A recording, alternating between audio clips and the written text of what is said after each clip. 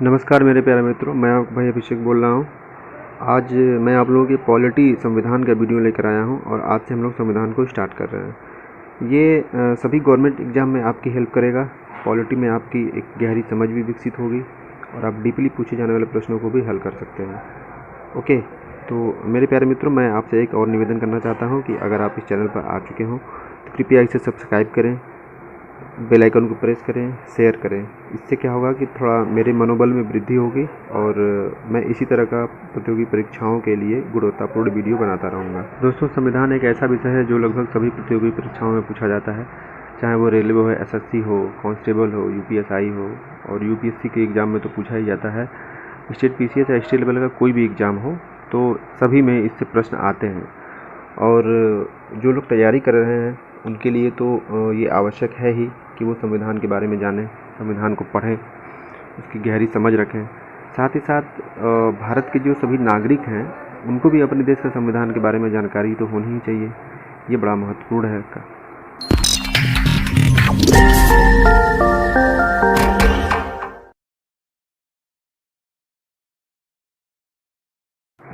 अब आइए हम लोग थोड़ा संविधान के बारे में बात करते हैं कि भारत का संविधान, हमारे देश का संविधान है क्या। अगर संविधान की हम शाब्दिक परिभाषा देखें तो हम कह सकते हैं कि संविधान किसी भी देश का मूल एवं लिखित दस्तावेज होता है जिसके आधार पर देश की शासन व्यवस्था चलाई जाती है और जिन नियमों व सिद्धांतों के अनुसार शासन व्यवस्था चलती है उन सिद्धांतों के जो समूह होता है, जो उनका संकलन होता है, उसी को संविधान कहा जाता है। उदाहरण के लिए हम देखें तो यदि किसी निश्चित भूभाग पर कोई समाज निवास करता है, वहाँ पर रहता है, तो वहाँ पर एक जीवन निर्वहन के लिए एक निश्चित सिद्धांत व कानून तो होने ही चाहिए और होते भी हैं, ठीक है। अगर वहाँ पे ऐसा कुछ नहीं होगा तो उस समाज को अराजक व जंगली बनने से कोई नहीं रोक सकता। तो संविधान वही चीज़ है जिसकी सहायता से किसी एक निश्चित जनसमूह पर शासन किया जाता है। तो इन्हीं सारी बातों को ध्यान में रखते हुए भारत का संविधान बनाया गया था। भारत का संविधान विश्व का सबसे बड़ा व लिखित संविधान है, इस बात को आप लोग ध्यान दीजिएगा। और भारतीय संविधान बनने में कोई 1, 2 या 5 सालों की घटना ये नहीं है। ये अलग बात है कि संविधान को एक निश्चित आकार देने में संविधान सभा को 2 वर्ष 11 महीने व 18 दिन लगे थे, लेकिन संविधान बनने की प्रक्रिया सन 1773 के रेगुलेटिंग एक्ट से ही प्रारंभ हो गई थी, जब भारत पर ब्रिटेन का शासन था। संविधान का हम अगर ऐतिहासिक विकास देखें भारत में, तो भारतीय संविधान का जन्म तब ही हुआ था जब भारत पर ब्रिटिशर्स शासन करने आए थे। तब से लगातार नए नए एक्ट बनते रहे हैं जिनकी सहायता से भारत पर शासन होता रहा। तो आइए उन कुछ महत्वपूर्ण एक्टों की एक झलक हम देख लेते हैं। दोस्तों, ये regulating act, Pitt's India act, अधिनियम, चार्टर एक्ट, इन सारे शब्दों से डरने की ज़रूरत नहीं है। ये केवल इतना ही आप समझ लीजिए कि ये बस एक तरह के कानून होते थे जो ब्रिटेन की संसद द्वारा बना के भारत में भेजे जाते थे कि अब ये लागू होगा वहाँ पे, अब इससे सरकार चलेगी, ठीक है। जैसे हमारे देश में संविधान संशोधन या कोई अधिनियम नया बनता है तो उसी तरह से ये नए नए शब्द हैं। तो हम बात करते हैं 1773 के रेगुलेटिंग एक्ट की बात करें तो हम देखते हैं कि ये जो एक्ट था ये 1757 में प्लासी के युद्ध और 1764 में बक्सर के युद्ध के बाद आया था। उस समय भारत में अंग्रेज़ों की मुख्य रूप से 3 प्रेसिडेंसियाँ होती थीं, बंगाल, मद्रास और बम्बई, जिनके अलग अलग गवर्नर होते थे। लेकिन 1773 का जो रेगुलेटिंग एक्ट आया उसके तहत बंगाल के गवर्नर को बंगाल का गवर्नर जनरल बना दिया गया। इसका क्या मतलब है? इसका मतलब ये होगा कि अब मद्रास व बम्बई की प्रेसिडेंसी क्या होगा, बंगाल के गवर्नर जनरल के अधीन कर दिया गया।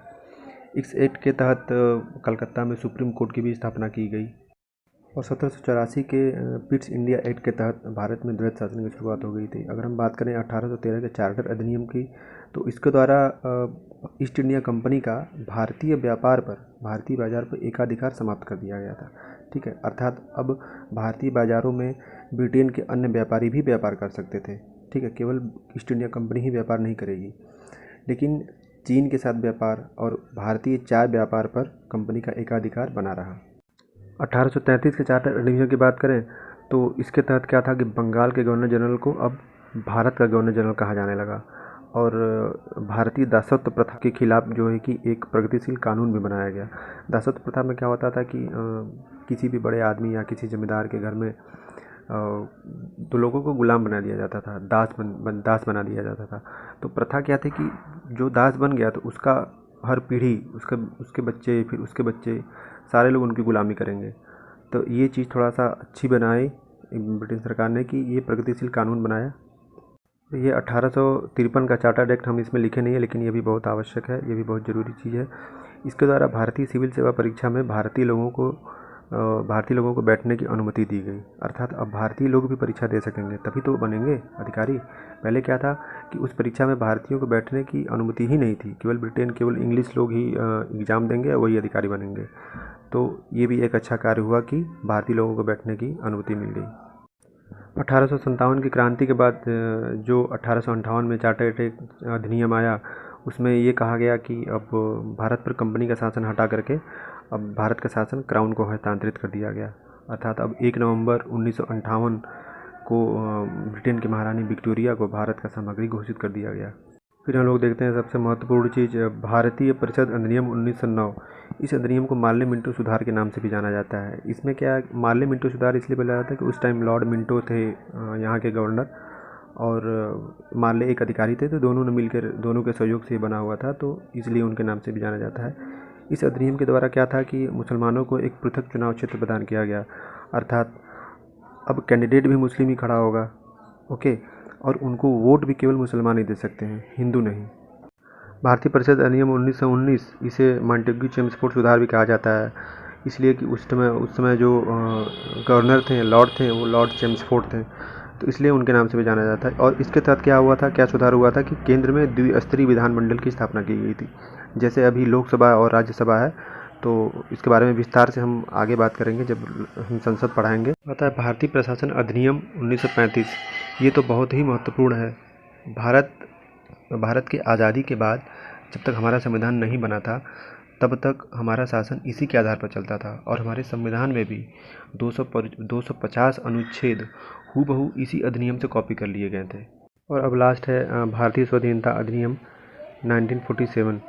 इस अधिनियम से तो हमारे देश की किस्मत ही चमक गई थी। ये अधिनियम 15 जुलाई 1947 को हाउस ऑफ कॉमन्स तथा 16 जुलाई 1947 को हाउस ऑफ लॉर्ड्स में पारित हुआ था। ये हाउस ऑफ कॉमन्स और हाउस ऑफ लॉर्ड्स ये ब्रिटेन के संसद के भाग हैं। जैसे हमारे यहाँ लोकसभा है, उसी तरह वहाँ पे हाउस ऑफ कॉमन्स है, और जैसे हमारे यहाँ राज्यसभा है, उसी तरह वहाँ हाउस ऑफ लॉर्ड्स है। तो इसके तहत 15 अगस्त 1947 को भारत और पाकिस्तान नामक 2 राष्ट्रों का निर्माण हुआ। अब हम देखते हैं संविधान के निर्माण की प्रक्रिया। जैसा कि हम सभी लोग जानते हैं कि सन 1946 में कैबिनेट मिशन आया था, और इसी के अनुसार भारतीय संविधान सभा को व्यवहारिक रूप प्रदान किया गया। ठीक है, कैबिनेट मिशन ने ही भारतीय संविधान सभा को व्यवहारिक रूप प्रदान किया। इस मिशन में 3 सदस्य थे। एक थे सर स्टफोर्ड क्रिप्स, दूसरे थे लॉर्ड पेंथिक लॉरेंस, एंड तीसरे थे ए.बी. अलेक्जेंडर। तो इन तीनों लोगों ने मिलकर कैबिनेट मिशन का नेतृत्व किया था और एक संविधान सभा का गठन किया था। प्रारंभ में हम देखें तो संविधान सभा में कुल 389 सदस्य थे, और प्रत्येक सदस्य 10 लाख जनसंख्या का प्रतिनिधित्व कर रहा था उस समय। अच्छा, संविधान सभा का निर्माण होने के बाद फिर मुस्लिम लीग ने हमारी संविधान सभा का बहिष्कार कर दिया। उन लोगों की एक पृथक संविधान सभा की मांग थी, जो आगे चल के उनकी पूरी भी हुई। और फिर जो हम लोग की जो बैठक हुई थी, पहली बैठक, वो 9 दिसंबर 1946 को हुई थी, संविधान सभा की पहली बैठक। और उसी बैठक में, प्रथम बैठक में ही सबसे वरिष्ठ जो सदस्य थे डॉक्टर सच्चिदानंद सिन्हा, इनको क्योंकि कोई अध्यक्ष था नहीं, तो इन्हीं को अस्थायी अध्यक्ष बना दिया गया, ताकि जब तक कोई अस्थायी अध्यक्ष न चुन लिया जाए तब तक सभा का संचालन सच्चिदानंद सिन्हा ही करेंगे। इसीलिए उनको अस्थायी अध्यक्ष बनाया गया। और उसके 2 दिनों बाद ही 11 दिसंबर 1946 को डॉक्टर राजेंद्र प्रसाद जी को अध्यक्ष चुन लिया गया, अस्थायी अध्यक्ष चुन लिया गया था, जो अंतिम तक अध्यक्ष भी रहे। जब तक संविधान सभा का कार्य चला, जब तक संविधान बना नहीं, तब तक अध्यक्ष भी रहे। उसके बाद संविधान लागू होने के बाद भी हमारे देश के राष्ट्रपति भी बने वो, तो आगे चल के वो करें। और हम देख रहे हैं कि संविधान को पूरा बनाने में पूरा जो कुल समय लगा था, वो 2 वर्ष 11 महीने 18 दिन लगा था। ठीक है, इतना समय लगा था पूरा संविधान को बनाने के लिए। लंबा समय था, क्योंकि हमारी संविधान सभा के जितने भी सदस्य थे, सभी लोगों ने संविधान बनाने के लिए कम से कम लगभग 60 देशों का संविधान पढ़ा था, 60 देशों के संविधान का अध्ययन किया था। तब जा कर के भारत का संविधान बना था। तो इसलिए भाई समय तो लगेगा ही, सारी चीज़ों को इकट्ठा करना था, क्या सही है क्या गलत है उस पर डिस्कशन होता था, ठीक है। तो लंबा समय लगा, इसलिए 2 वर्ष 11 महीने व 18 दिन लगे थे। तो इतना समय लगने के बाद, समय देने के बाद संविधान जो है कि हमारा 26 नवंबर 1949 को बनकर तैयार हो गया था। इसीलिए जो है कि 26 नवंबर को हम लोग संविधान दिवस के रूप में मनाते हैं। और संविधान हमारा पूर्ण रूप से बनकर तैयार तो हो गया था, लेकिन उस दिन हमारा लागू नहीं हुआ था। कुछ अनुच्छेद 26 नवंबर से लागू कर दिए गए थे, लेकिन संपूर्ण रूप से नहीं। संपूर्ण रूप से हमारा संविधान 26 जनवरी 1950 को लागू किया था। और 26 जनवरी का दिन इसलिए चुना गया था क्योंकि कांग्रेस का अधिवेशन हुआ था एक लाहौर में, 26 जनवरी के दिन ही हुआ था। तो उस समय क्या हुआ था कि प्रथम स्वाधीनता दिवस के रूप में मनाया गया था 26 जनवरी को। वो इम्पॉर्टेंट दिन था हमारे देश का, तो इसीलिए 26 जनवरी का दिन चुना गया था। और 26 जनवरी को हम लोग गणतंत्र दिवस के रूप में मनाते हैं। संविधान को बनाने में तो 2 वर्ष 11 महीने और 18 दिन लगे ही थे, लेकिन एक प्रश्न कभी कभी ये भी पूछ लेता है कि कुल बैठकों की संख्या क्या थी। मतलब 2 वर्ष 11 महीने और 18 दिन में कुल कितनी बैठकें हुई थी संविधान को बनाने के लिए। तो कुल बैठकों की संख्या 165 होती है, ठीक है। 165 दिन सभा की बैठक हुई थी, इस बात को आप लोग याद रखिएगा। संविधान को बनाने के लिए सभा में अलग अलग समितियां बनाई गई थी और उनको अलग अलग कार्य दिया गया था, ठीक है।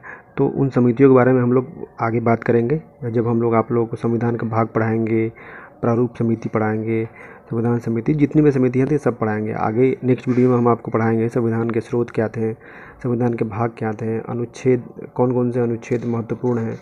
तो उन सारी बातों के लिए हम अगले वीडियो में बात करेंगे। अभी हम एक संविधान का एक बेसिक परिचय दे रहे हैं, इंट्रोडक्शन दे रहे हैं कि क्या हुआ था, कैसे बना था, क्या चीज़ें चली थी, ठीक है।